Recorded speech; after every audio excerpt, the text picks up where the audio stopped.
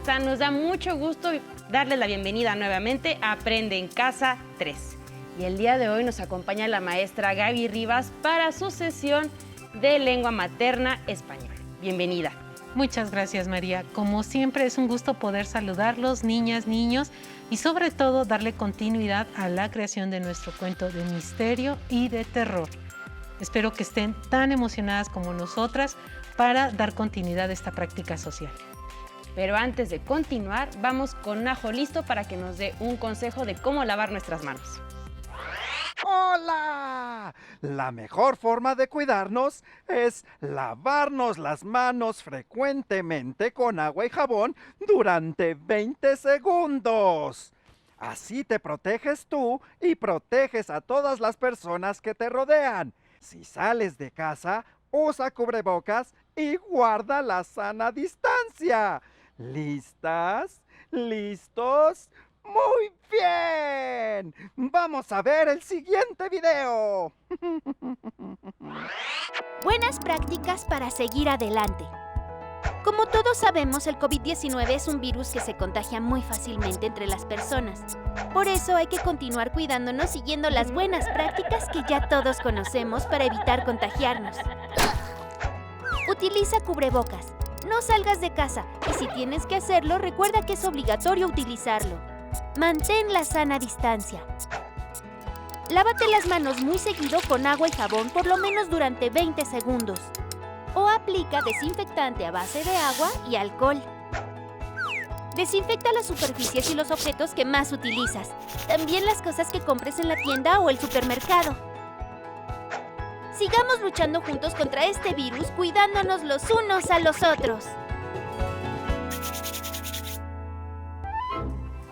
Y ahora sí, ya con nuestras manos limpias, ¿qué vamos a hacer el día de hoy, Gaby? Pues el día de hoy vamos a dar continuidad a nuestra práctica social número 5, como ya lo habíamos mencionado, y vamos a seguir escribiendo nuestros cuentos de misterio y de terror. Y ustedes seguramente se han dado cuenta que a lo largo de esta semana, pues hemos estado practicando con esta redacción de cuentos. Sin embargo, no hay que olvidar que en sesiones pasadas ya fuimos identificando algunas de las características de los cuentos de misterio y de terror. Y seguramente recordarán que una de ellas es la tensión. También tenemos que tener en cuenta los escenarios o lugares tenebrosos en donde por lo regular tienen lugar estos relatos. Hablamos también de los personajes. De hecho, hicimos un recorrido para identificar todos los elementos que podemos también incorporar a nuestro cuento, elementos psicológicos para nuestro protagonista, antagonista. También revisamos algunos criterios que nos presentan en nuestro libro de español de sexto grado y exploramos la voz narrativa, así como la redacción en primera y tercera persona. Con todo ello, puedo asegurarles que ya están listos para escribir su cuento. Y no cualquier cuento, Gaby. Un tipo de relato en donde se debe cuidar mucho el impacto que tiene en el lector la descripción de los personajes y los escenarios. Es decir, cómo definimos a los personajes de manera física y también perfilamos su comportamiento y cómo elegimos los verbos, adjetivos y adverbios necesarios para producir una atmósfera que realmente provoque miedo o tensión sobre un acontecimiento que estamos narrando.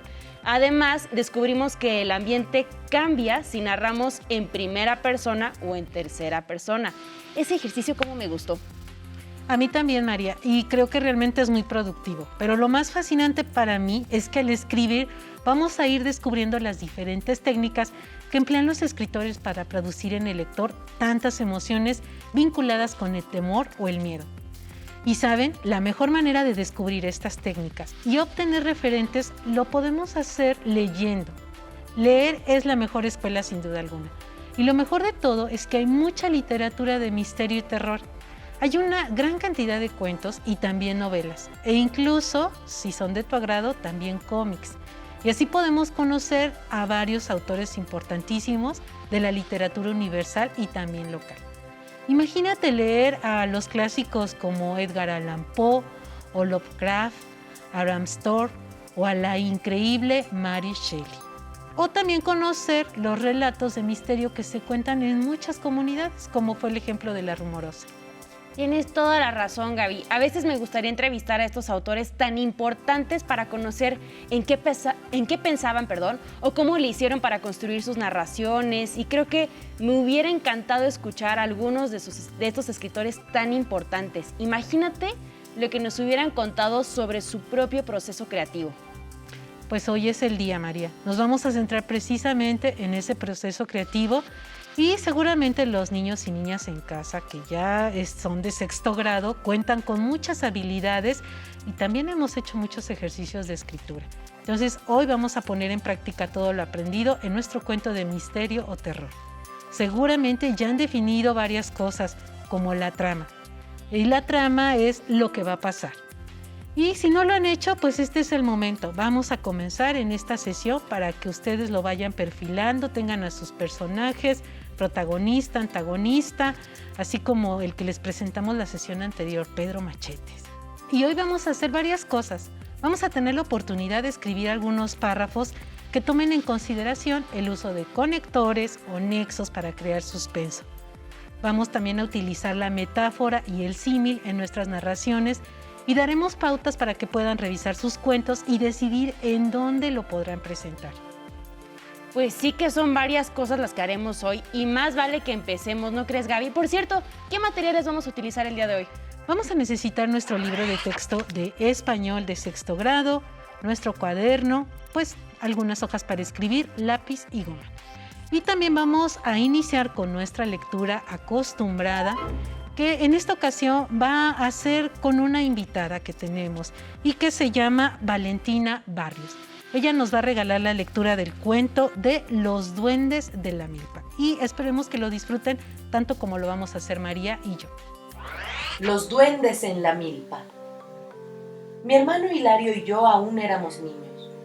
Nuestro padre estaba ausente y tuvimos que ir a cuidar la milpa. Hicimos una casita de varas para pasar la noche. Encendimos una fogata y nos sentamos a observar las estrellas. El monte era una mancha gigante y oscura. Después, un grupo de nubes grises se detuvo cubriendo la luna. El momento fue tan fuera de lo normal que hicimos silencio. De pronto mi hermano dijo: ¡Mira! ¡En el monte! Ambos vimos aparecer pequeñas lucecitas que parecían caminar hacia nosotros. Venían bajando el monte como si fueran velas en una rápida procesión. ¡Son duendes!, dije espantada.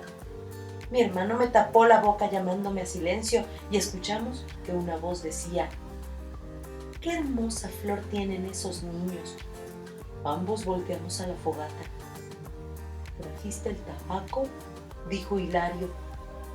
Antes de poder responderle, Hilario ya estaba desesperado buscando en los morrales el tabaco. El tabaco ahuyenta a los duendes y esa noche lo comprobamos.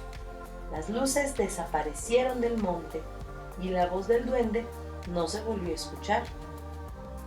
Aquella noche la pasamos en vela. No pudimos pegar un ojo y cuidamos el tabaco hasta que despuntó el alba. Pudimos ver entonces el monte claramente. El cielo estaba limpio y el sol comenzaba a calentar. Hilario lentamente empezó a dormirse y yo, sin saber en qué momento, me quedé dormida también. Nos despertamos al mediodía, cuando el sol comenzó a picarnos.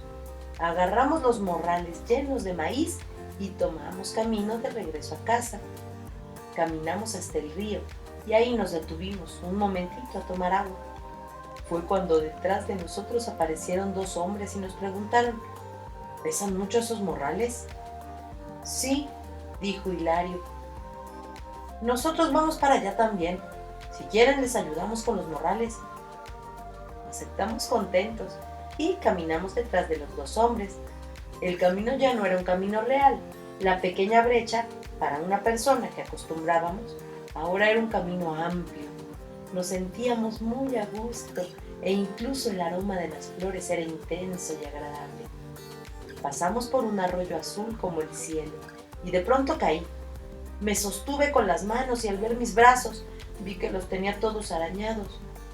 El hermoso camino había desaparecido. Hilario tenía rota la camisa igual que yo y estaba golpeado y sucio, arañado por la maleza. Estábamos perdidos en medio del monte. No había camino y los morrales con maíz no estaban. Habían sido los duendes. Olvidamos el tabaco en la milpa y nos alcanzaron. Habían sido ellos quienes nos perdieron, disfrazando el camino. Gritamos mucho rato para encontrar a alguien, hasta que un señor nos escuchó y gritó también para encontrarnos. Él nos guió hasta el río donde hacía más de 3 horas nos habían hallado los duendes. Al llegar, nuestros morrales con maíz estaban ahí. El señor se despidió de nosotros. Nos regaló un poco de tabaco y, maltrechos como estábamos, continuamos camino. Media hora después, Hilario comenzó a buscar en su morral y pálido me dijo: «Se me cayó el tabaco». Qué sorprendente historia. Y qué suerte tuvieron esos niños. Y qué final, la verdad, yo no quisiera estar en sus zapatos. Y me gustó mucho porque describe lugares que son conocidos o cercanos a los espacios en donde viven muchos niños y niñas que quizá ahora nos estén viendo. Así es, María. Y la voz de la narradora indudablemente sirvió para crear también un ambiente de tensión mientras escuchábamos la historia. Y seleccioné este texto justo porque es una historia que tiene lugar pues en un contexto rural. Así que no importa dónde nos encontremos, siempre podemos tomar cosas del entorno y crear historias tenebrosas. Y ahora, si te parece bien, vamos a trabajar con los conectores, que también ya los habíamos estudiado. Y pues vamos a escribir, y cuando escribimos ficción es muy importante utilizar los verbos de manera ingeniosa y cuidadosa. Hay que ser congruente con los tiempos de los verbos. ¿Se acuerdan que platicamos sobre el uso también de los adverbios y los verbos en pretérito y copretérito? Como por ejemplo en esta frase de la abuela gritó angustiadamente al ver lo que quedaba de su casa. O si lo hacemos en copretérito, la abuela gritaba angustiadamente al ver lo que quedaba de su casa. Como se pueden dar cuenta, aquí el verbo es gritar y se transforma en gritó cuando lo usamos en pretérito simple, y va a tener la transformación a gritaba cuando lo utilizamos en copretérito. Así podemos seguir trabajando con los verbos, pero fíjense bien cuando relatamos una historia, porque también podemos describir acciones que suceden al mismo tiempo. Es decir, estas acciones pues se realizan y por un lado y por otro pues también está ocurriendo otra cosa. Para ello vamos a tener verbos que van a ser de mucha utilidad, pero también nuestros conectores y nuestros adverbios. De lo que acabamos de escuchar, de este cuento y de lo que hemos visto, María, ¿se te ocurre algún ejemplo? Bueno, a ver, estoy pensando. Bueno, si pensara en la historia de estos niños, podría ser la siguiente. Los niños colocaban tabaco mientras los duendes los vigilaban. Muy bien. Tu ejemplo muestra 2 acciones que se hacen de manera simultánea. En cambio, si yo digo algo como los niños colocaron tabaco en la fogata, luego se durmieron, ya no estamos hablando de una acción simultánea, sino de una acción continua. Aquí lo que pasa es que las acciones van a suceder una detrás de la otra. Fíjense muy bien en el uso de los verbos en pasado, porque a veces se combina el copretérito como, por ejemplo, en colocaban, y el pretérito simple, que vendría a ser colocaron. Y a veces ambos están en pretérito simple, a veces ambos aparecen en copretérito. Y ahora quiero que vean en la pantalla las siguientes oraciones, para que las analicen, y vamos a pedirle a María que nos ayude a leerlas. Y ustedes en casa también pongan mucha atención. Por supuesto que sí.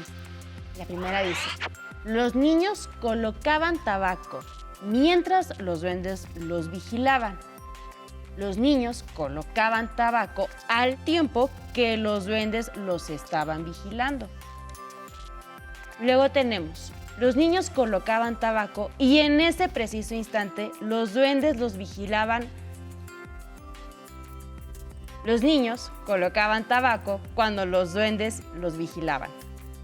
Y si te das cuenta, ahí tenemos unas palabras en color rojo, y estas palabras precisamente tienen esa función, que nos están representando acciones continuas que ocurren de manera simultánea. ¿Y tú te diste cuenta de ello, María?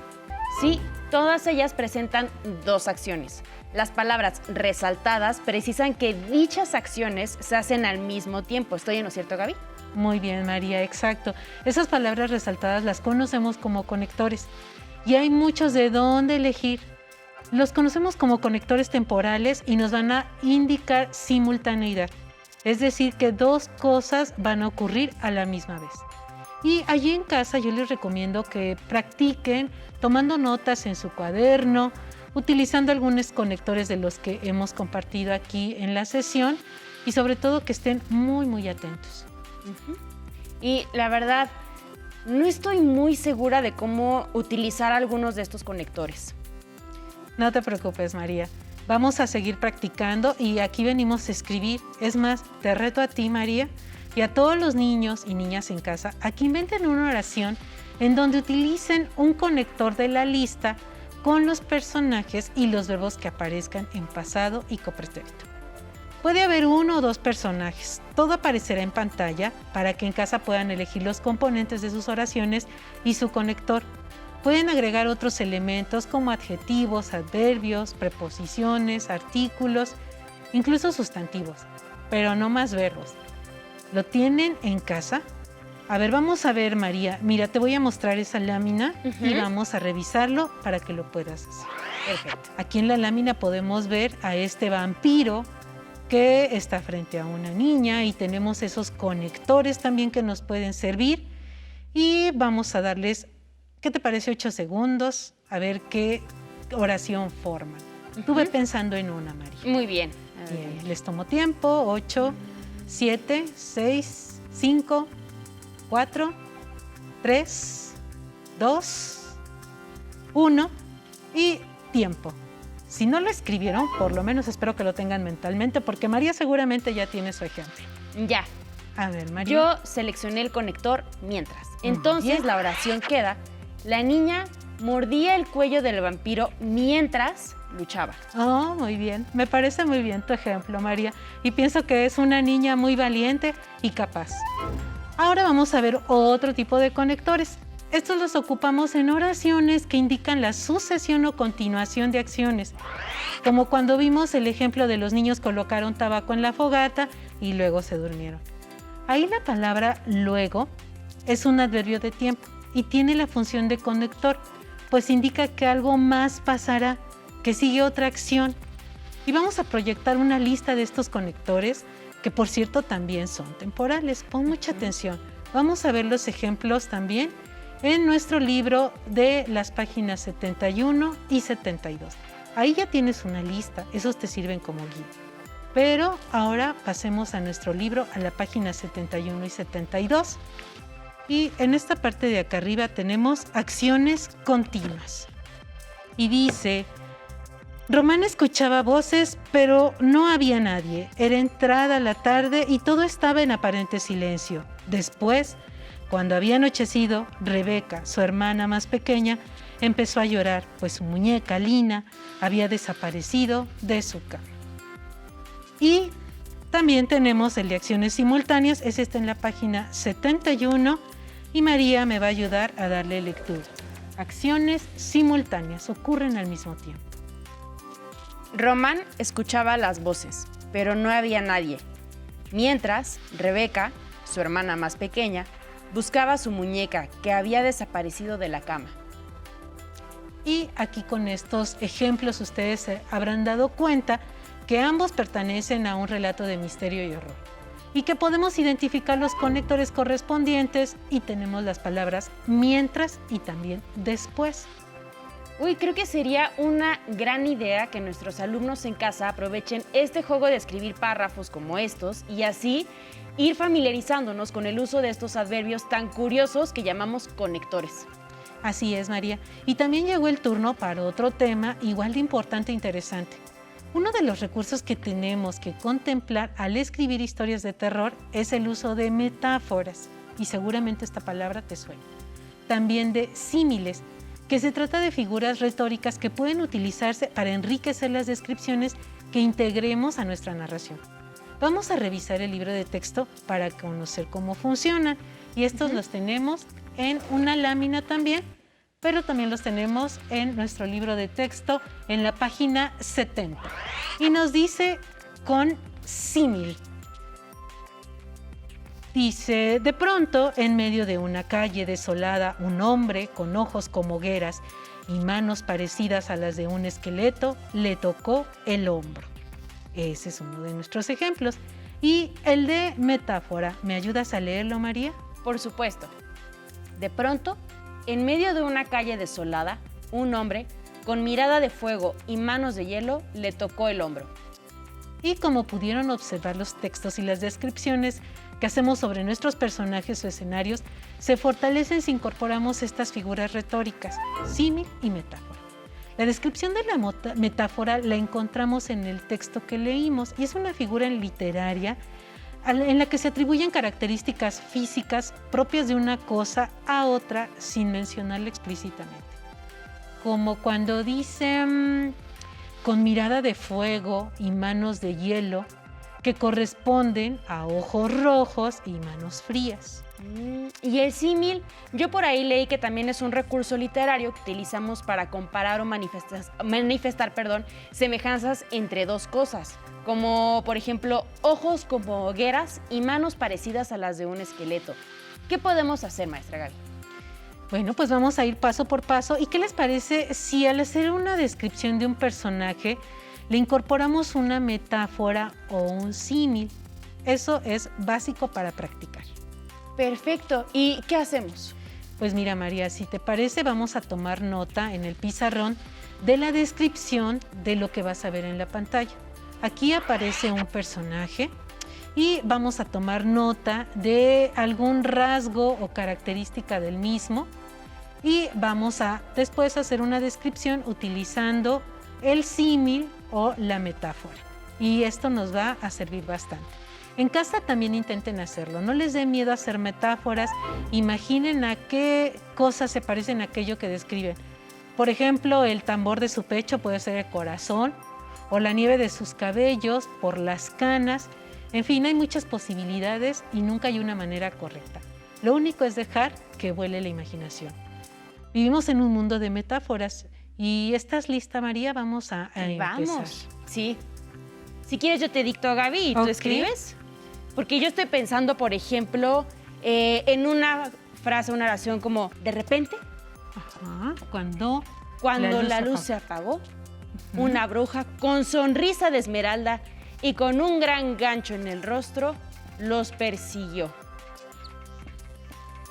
Muy bien, María, con sonrisa de esmeralda. Y una nariz de gancho. Nariz de gancho.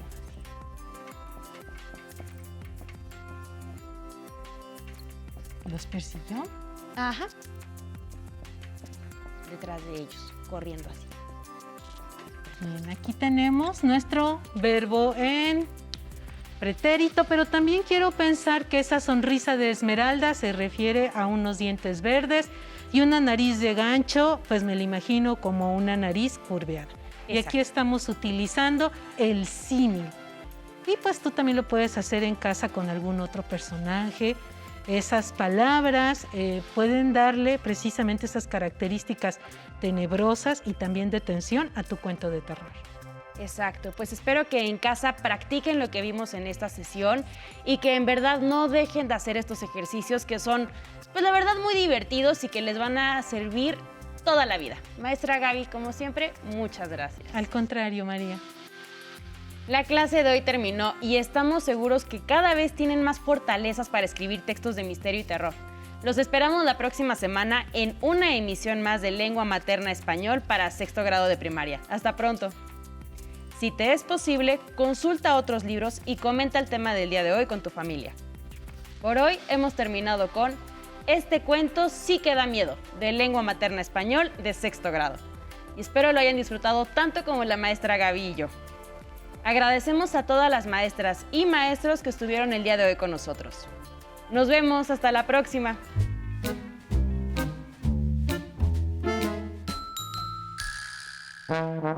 Pero antes, a movernos un poco.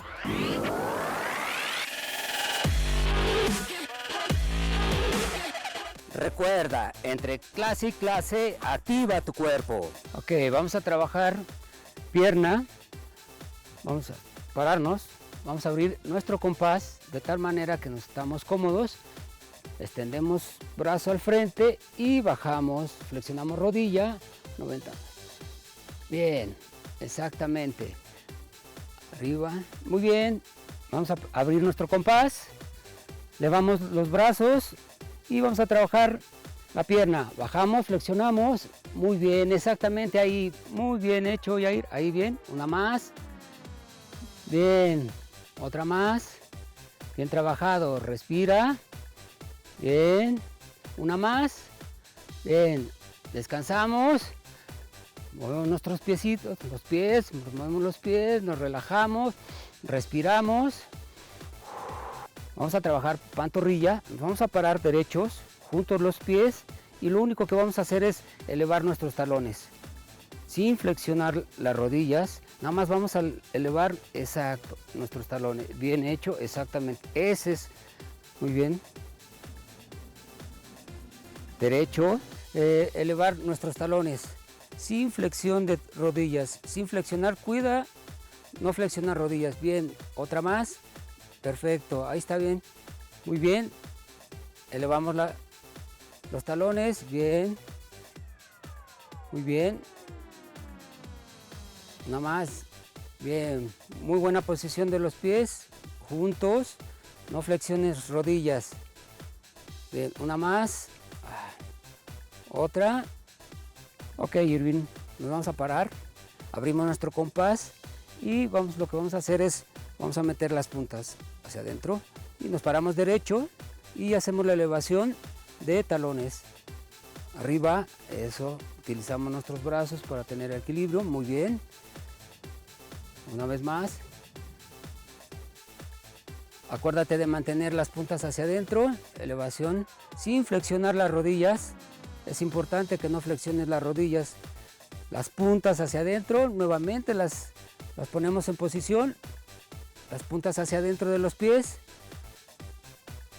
Nuevamente. Bien, exacto. Paramos. Descansamos, respiramos.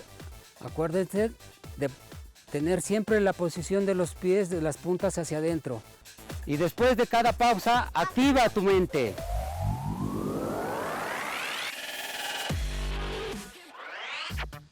Si necesitas ayuda para resolver tus dudas, contáctanos.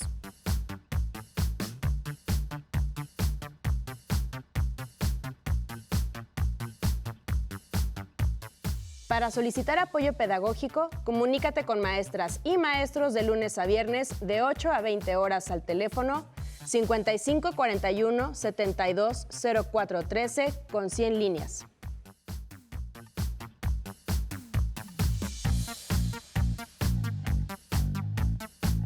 Si quieres volver a ver los programas de Aprende en Casa, los puedes encontrar en la siguiente liga: aprendeencasa.cep.gov.mx. ¡Atención! ¡Atención! A continuación, información importante. A este número puedes llamar cuando tú o alguien cerca de ti tenga una emergencia.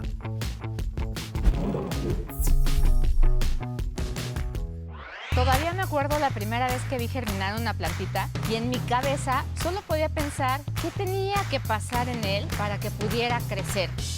En mi casa todo empezó con un juego, con mi pequeño microscopio. A veces mezclando cosas en el baño y explorando todo lo que me encontraba a mi paso. En mi familia no era tan común que alguna mujer estudiara profesionalmente alguna ciencia y nunca faltó el familiar que me dijera: ¿por qué estudias eso? Nadie se va a querer casar contigo. Decidí estudiar ingeniería bioquímica porque me ayudó a entender cómo funcionaban los seres vivos, pero también empezó mi camino para descubrir soluciones que nadie más había encontrado. Hace unos años, innovamos en el mundo de la nanotecnología, creando una nueva molécula capaz de matar virus, ayudando a acabar con una crisis de ébola. La vida te va a poner miles de retos. Está en ti seguir tus sueños, innovar y crear esperanzas y, sobre todo, dejar tu nombre marcado en la historia.